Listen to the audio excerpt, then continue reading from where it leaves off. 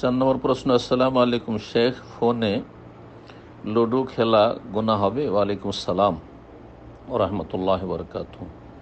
ফোনে লুডো খেলেন আর আপনি কাগজে পেপারে খেলেন, যাতেই খেলেন না কেন, কথা হচ্ছে যে এগুলি হচ্ছে সময়ের অপচয়। সময় সম্পর্কে আল্লাহ জিজ্ঞেস করবেন প্রতিটি বান্দাকে কিয়ামতের দিন বিচার দিবসে।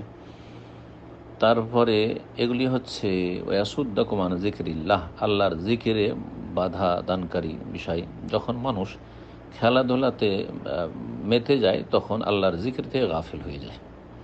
আর যেসব কাজগুলি বা যেসব আচরণ, যেসব চলাফেরা মানুষকে আল্লাহর জিকির আজকার থেকে, আল্লাহর স্মরণ থেকে, সেটা ফরজ স্মরণ হোক অথবা সুন্নত নফল মুস্তাহাব আল্লাহর জিকির হোক, থেকে গাফিল করে, সেসব জায়েজ নয়, হারাম। সুতরাং এইসব খেলা জায়েজ নয়। শুধুমাত্র এমন খেলা জায়েজ যেই খেলায় শরীর চর্চা হবে, যেই খেলায় শরীর চর্চা হবে, সুস্থ থাকতে পারবেন এবং সুস্থ থেকে আল্লাহ রব্বুল আলামিন ইবাদতবন্দি করতে পারবেন। তারপরে আল্লাহর বান্দাদের যে হক রয়েছে সেগুলি যথাযথ পালন করতে পারবেন সুস্থ থাকলে।